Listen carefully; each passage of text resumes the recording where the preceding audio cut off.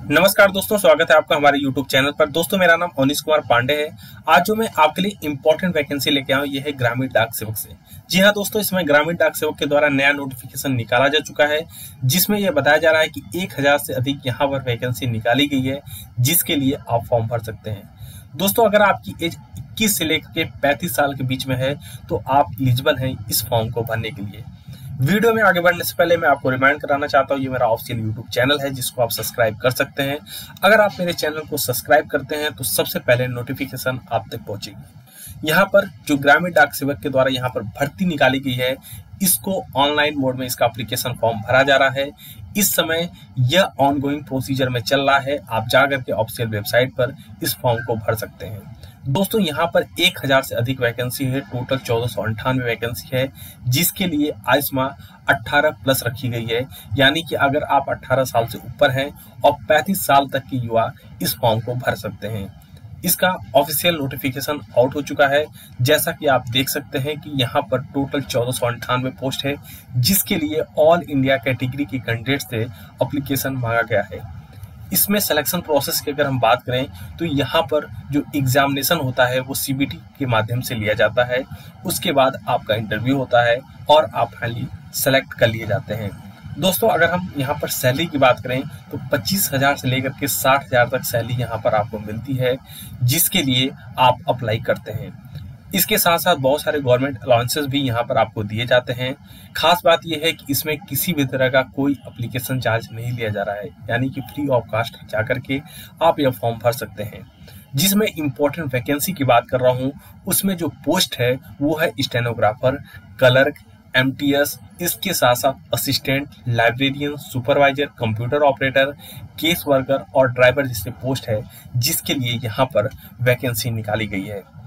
अगर हम बात करें इसके CBT टेस्ट एग्जामिनेशन की, तो इसमें 4 सब्जेक्ट से यहाँ पर क्वेश्चन पूछे जाते हैं, जिसमें शामिल है मैथ, इंग्लिश, जनरल नॉलेज। इसके साथ साथ जो आपका स्टैटिक सब्जेक्ट होता है वहाँ से क्वेश्चन आते हैं। दोस्तों, इसका एग्जामिनेशन बहुत ज़्यादा टफ नहीं होता है। आप अगर बेसिक तैयारी करके जाएंगे तो आपका चांस है कि आप इसको क्वालिफाई कर सकते हैं। यहाँ पर जो टोटल मार्क्स गेन करने होते हैं वो होते हैं 50%, यानी कि 100 नंबर का पेपर होता है। अगर आप 50 से ज़्यादा अंक लेके आते हैं तो आपकी सिलेक्शन का चांस यहाँ पर बढ़ जाता है।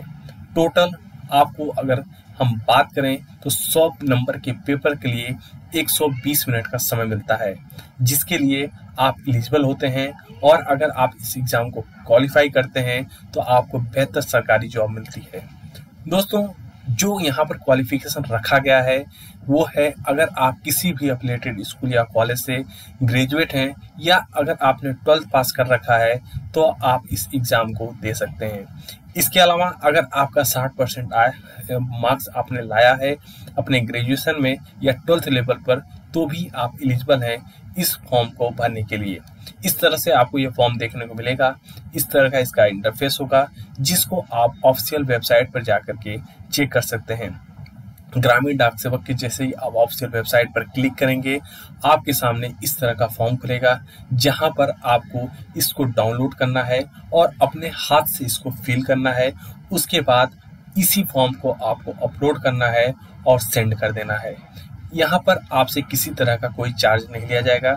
अगर हम बात करें इस फॉर्म को, जो आपकी बेसिक डिटेल है, जैसे आपका नाम, आपके पिता का नाम, गांव का एड्रेस, आधार कार्ड नंबर, मार्कशीट पर जो आपने मार्क्स गेन किए हैं उसको भी वहाँ मेंशन करना होगा। इसके साथ साथ कुछ इंपॉर्टेंट डॉक्यूमेंट अटैच करने होंगे, जैसे फोटो, सिग्नेचर।